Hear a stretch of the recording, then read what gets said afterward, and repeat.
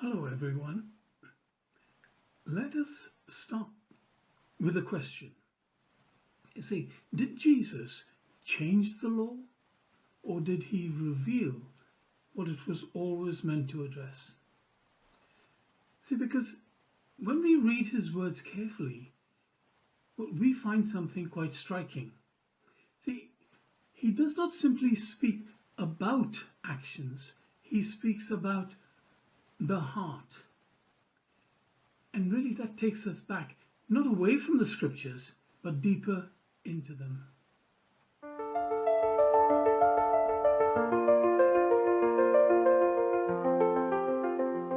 Now, to understand what Jesus was doing with his teaching, we need to, first of all, we need to return to the prophets.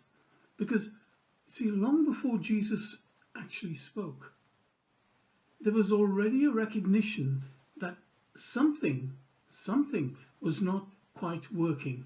You see, the law had been given, the commandments were clear enough, yet the people continued to fail. So a question began to emerge. See, was the problem the law, or was the problem something deeper than that? Now, in the book of Jeremiah, in chapter 31, we are given a remarkable statement. Verses 31 and 32, just by way of a summary, this is what it says. I will make a new covenant, not like the covenant I made with their fathers, my covenant which they broke. Notice carefully how it is described. See, the covenant made at Sinai, or Horeb, had been broken, not because the law was wrong, but because the people did not keep to it. So the issue was really quite clear. But what about the solution to it? Now in Jeremiah 31 and verse 33, we find that. I will put my law in their minds, and I will inscribe it in their hearts.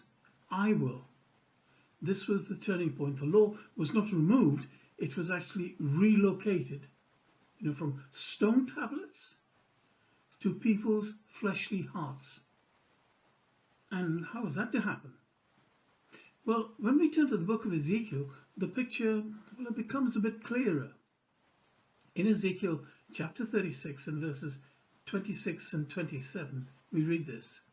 I will give you a new heart, and I will put a new spirit within you, and I will put my spirit within you and cause you to walk in my ordinances. See, here we are told not just what would happen, but how it was going to happen. And so the problem was not a lack of instruction, it really was a condition of the heart. And the solution was a transformation. See, a transformation to a new heart, a new spirit. And the result, as Jehovah said, I will cause you to walk in my ordinances. See, what was once commanded was now enabled. See, at Sinai, the law was written on stone tablets, were they not? And those tablets stood outside the person. It instructed, this is the way to do this or to do that, and it commanded, now go and do it. But it did not change their inner condition. And this is what the prophets were addressing. See, not the law itself, that was very clear, but the inability of the human heart to actually live that law out. So, with this background, we can now listen more carefully to the words of Jesus, which we find in the Gospel of Matthew, Sermon on the Mount, chapter 5 and verse 21. You have heard that it was said to the ancients, do not murder, and anyone who murders will be subject to judgment. But I tell you that anyone who is angry with his brother will be subject to judgment. Now at first, this can sound like a contrast, but look more closely. you shall not murder, but I tell you that anyone who is angry, and where does angry start? It starts in the heart. And if we go to verse 27, you shall not commit adultery. But I tell you that anyone who looks at a woman to lust after her has already committed adultery with her in his heart. So, what is happening here? See, Jesus is not simply addressing behavior. He is actually going beneath it to anger, to desire, to intention. In other words, to the heart itself. And this is where the connection becomes clear. Because Jeremiah spoke of the law being written on the heart. Ezekiel spoke of a new heart and a new spirit. And of course here Jesus is bringing the focus directly back to that place, the heart. Not just what a person does, but what a person is within. He was not removing the law. He was revealing its true depth. What it was always pointing toward. See, at Sinai, the law was given externally. However, through the prophets, the need for internal change was being revealed. And in the teaching of Jesus, the heart is brought sort of fully into view, into focus. So this was not a rejection of what came before. It really was a deepening, a movement from instruction on the one hand to transformation on the other. The law said, do not. But the prophets said, well, the problem is within. And Jesus, he showed that very clearly. Because actions flow from where? They flow from the heart. And unless the heart is changed, the law remains external. So the issue is not simply obedience, it is transformation. So when Jesus says, you have heard that it was said, but I say to you, well, he was not setting aside the law. He was bringing it to the place where the prophets had already pointed toward. Where? The heart. And that leaves us today with an important question. Are we focused only on outward actions? Or are we allowing the deeper work to take place within us? Because the scriptures themselves point us clearly in that direction, don't they? See, from the stone tablets, to the fleshly heart that's inside us. So if you're being taught that the law was abolished, as indeed many are taught, well, that is not what Jesus and the apostles taught. No. So who do you wish to follow? Now that's a question only we as individuals can answer. And this brings us to the question of what was the purpose of Jesus' life and ministry. And that is what we are going to examine. Now it would be helpful to review series 4, episodes 6 and 7, I believe it is, yes. Now I will put a link in the credits because that gives us a little bit more of a foundation to this question. And what's the question? Well, in the Hebrew scriptures, was the Messiah a redeemer or was he a ransomer? See, the Hebrew scriptures use distinct words for those concepts. Those concepts that English translation often render as, to redeem or to ransom. Now, these terms both generally, they involve deliverance, don't they? Or buying back from bondage, or danger, or slavery, or death. Often, though, not always implying some sort of payment in exchange. They carry sort of nuanced differences in emphasis, in context, and of course in relational aspects. And they are not always used interchangeably. So here are the core ideas. See, in Hebrew, there is a verb. It's ga'al, G-A-A-L, and it's translated to redeem. It's a verb. It's a doing word. And it emphasizes acting as a kinsman, a family member, reclaiming what belongs to the family or to the tribe, such as a relative sold into slavery or a widowed family line, as was the case in the book of Ruth. See, Boaz being the redeemer, because Ruth chapter 2 and verse 20 says this: the man, Boaz, is a close relative. He is one of our kinsman redeemers. And it highlights the relational duty, or really family obligation, to restore one's original status or inheritance. So let's understand the context over here. See, Ruth was from Moab, the nation which lay southeast of the Dead Sea and often in bad relations with Israel. Now, Elimelech and Naomi, well, they were an Israelite family that fled from Judah to Moab during a famine. They had two sons, Mahlon and Chilion, who married two Moabite women, Ruth and Ophrah, respectively. Now, sadly, Elimelech died, and later both his sons also died, leaving the two families childless.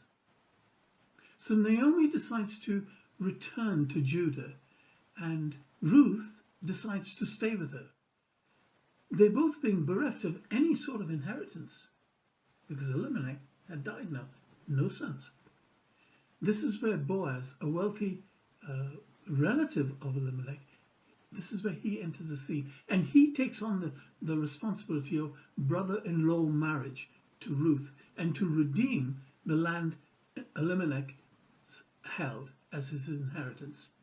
And when they have a son, that inheritance can continue. Now, if you go to the book of Deuteronomy, chapter 25, and verses 5 through to 10, the principle set out in the law of brother-in-law marriage saves the family line and inheritance. So Boaz is the kinsman redeemer, Hebrew Goel, G-O-E-L. In Exodus chapter 6 and verse 6, Jehovah God is described this way when he delivers Israel from Egypt. He is the Goel, or in Isaiah, where he is the Goel. Now, just hold that thought, because we have another Hebrew word, and this time it's a noun, kofa, meaning ransom or redemption payment. And it is related to the verb kafar, meaning to cover or to atone for. Now, this is unrelated to the principle of Goel that we read in the book of Deuteronomy. See, let's take an example found in Exodus chapter 21 and verses 29 and 30 regarding the owner of an out-of-control ox. Verse 29. But if the ox has a habit of goring, and its owner has been warned, yet does not restrain it, and it kills a man or a woman, then the ox must be stoned, and its owner must also be put to death. If payment is demanded of him instead, he may redeem his life by paying the full amount demanded of him. Notice, it has the thought of payment itself rather than the act of redeeming. You pay, then you're released. So to recap, the key difference, Goel is, well, it's deeply tied to family kinship and legal rights within the family or the tribe. Yes? Redeeming a relative or redeeming land. Whereas Kofa more explicitly highlights the ransom or the price or the substitute. Example, money or an animal, as in the case of the temple sacrifices, instead of the firstborn of Israel's sons. It replaces a ransom sacrifice, a ransom, a payment. Now, God can perform both. But Goel portrays him as Israel's kinsman or kinsman in a covenant relationship. You know, in the broader narrative, he actually redeems Israel as his treasured people. So what we see here are the sort of guiding principles that cover deliverance or salvations. And so in the next video, we will try and understand how we need to view Jesus' teachings, his life, and his death. You see, was he reflecting the thought of Goel, or was he reflecting Kofar, ransom? Now this is an important question. It's important if we are to understand his actual role in God's purpose. Now the thing is, most of us have been brought up with the idea that Jesus was a ransom sacrifice to cover our sinful condition. And of course the temple sacrifices, well, they were a shadow to prepare for the reality, which was to come. But the question to ask is this: did this teaching come from Jesus himself or from later theological developments? See, let's look at Jesus a little bit more closely.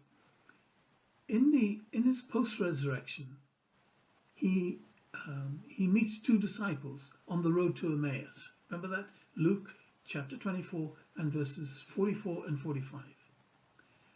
Verse 44, Jesus said to them, "These are the words I spoke to you while I was with you. Everything must be fulfilled that is written about me in the law of Moses, the prophets, and the Psalms." Then he opened their minds to understand the scriptures. Verse 45. Was anything else needed other than the law of Moses, the prophets, and the Psalms? Well, not according to Jesus. See, in his Sermon on the Mount, he clearly stated, Matthew chapter 5, verses 17 and 18. How familiar are we with these words? "Do not think I have come to abolish the law or the prophets. I have not come to abolish them, but to fulfill them. For I tell you truly, until heaven and earth pass away, not a single jot, not a stroke of a pen will disappear from the law until everything is accomplished." So a natural question is, what was in Jesus' mind when he spoke of the law of Moses, as recorded in Luke 24 and verse 44? See, was it the law as given on Mount Horeb, or was it the various ordinances that were added in the Second Temple period, i.e. during the Persian rule and in the later Greco-Roman period?